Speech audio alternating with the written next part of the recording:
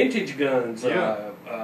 Well, we were commenting before we went on the air. The Olympic shooters have to leave the country to practice. The inmates have taken over the asylum, and they're going to try to do it to us here. We have to protect our Second Amendment rights. It's not there so that we can hunt geese. It's so that we can, if need be, protect ourselves from our own government. We need to address that, not be ashamed to say that.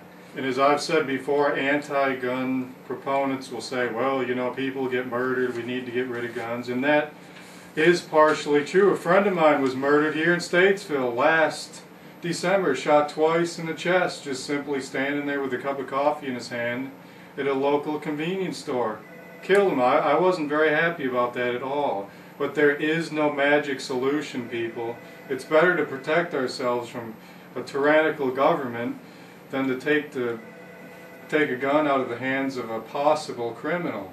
Yeah, well, you know the old saying, if they outlaw guns, only the outlaws will have guns. And I mean, it's been proven everywhere. Look wherever they've had the DC gun ban. I mean, anywhere like that, it's not worked. Gun control doesn't work. People look for a magic solution that covers everything, and such a solution just does not exist.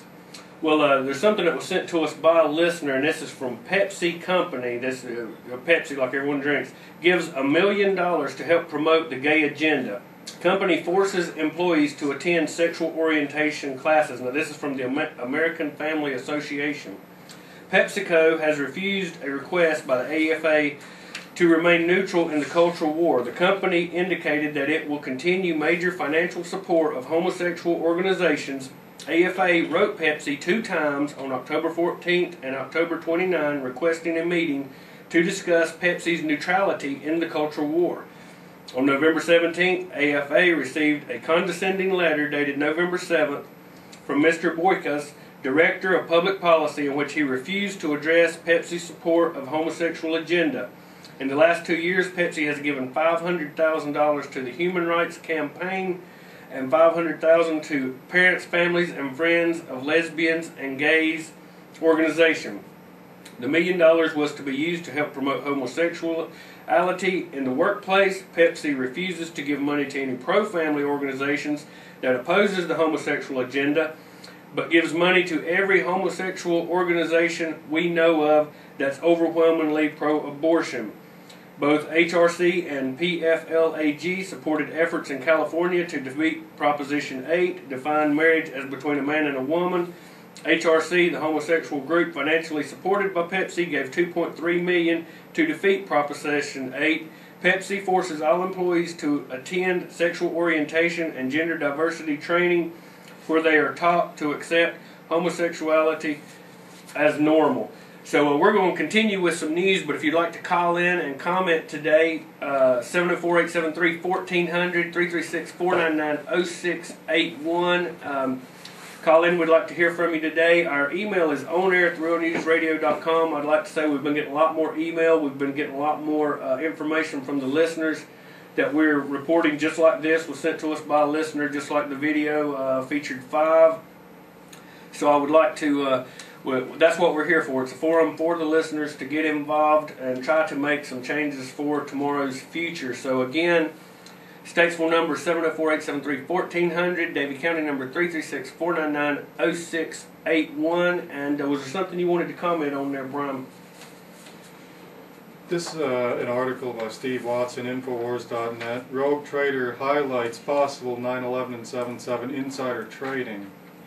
According to an article in the London Times today, Société Générale rogue trader Jérôme Courville profited enormously on the day of the 7/7 London bombings. He also revealed how this company made huge profits on September 11, 2001, promoting some to return to questions over insider foreknowledge of both terrorist attacks. The article states, and I quote, "The best trading day in the history of Société Générale was September 11, 2001, he said. At least, that's what some of my managers told me. It seems that the profits were colossal that day. I had a similar experience during the London attacks in July 2005. A few days earlier, he had bet on the fall of the share price of Allianz, the German insurance giant, he told Le Parisien. Everyone was losing money when the 7/7 bombings sent the insurance sector into a downward spiral. Except for me, he said. Thanks to positions I had, I earned 500,000 euros in a few minutes. It was the jackpot. I was jubilant.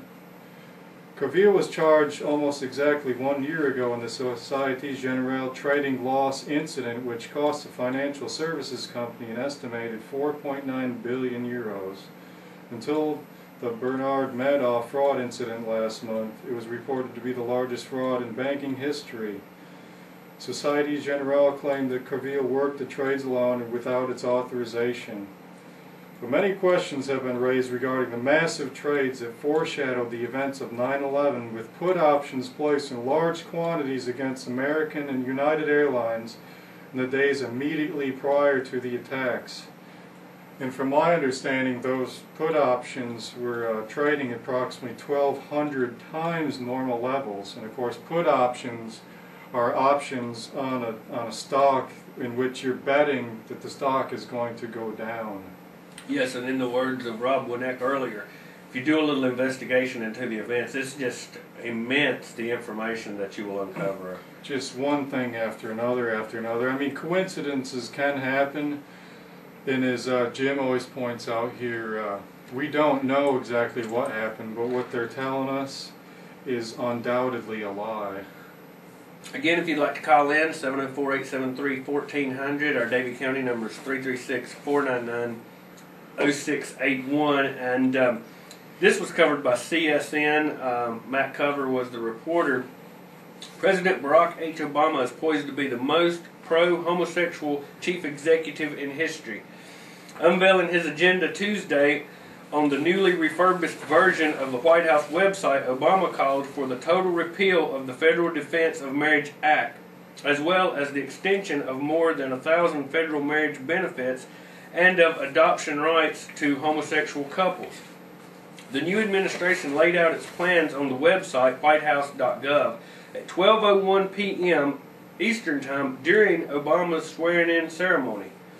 The site's civil rights section lists a number of items long on the homosexual agenda, including expanding federal hate crime laws, repealing the ban on homosexuals in the military, and extending the definition of workplace discrimination to include sexual orientation, and allowing same-sex adoption. So that part, we will see some change, don't you think, Brian? Yeah, we're going to see a lot of change, all right.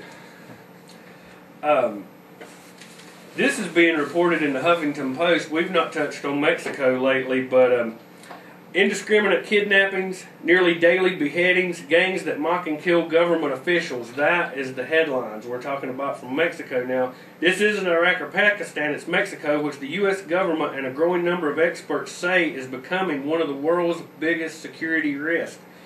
The prospect that America's southern neighbor could melt into lawlessness provides an unexpected challenge to Obama's new government. In its latest report anticipating possible global security risks, the U.S. Joint Chief Forces Command lumps Mexico and Pakistan together as being a risk of a rapid and sudden collapse. We got a phone call. Hey, you're on the Real News. Baron, this is Dave. How are you today? Hey, great. How you doing today, sir? Good. I'd just like to make a comment on how the government corporation combo keeps people down and manipulates people. It seems to give you, through the commercials and through the psychological manipulation, they give you a choice of lifestyles. You can be a black gangster dude, or you can be a football fanatic, or you can be a NASCAR nut, or you can devote your life to country and western and Elvis. There's quite a nice little variety. They give you all of which, in the end, bring people down. They spend a lot of money on irrecoverable things that just keep them down. It's almost, sir, like all I can think of is when someone's born in this country, it's like their parents get a fill-in-the-blank sheet. What do you want your child to be? And you just, multiple choice, you just pick, well, I want them to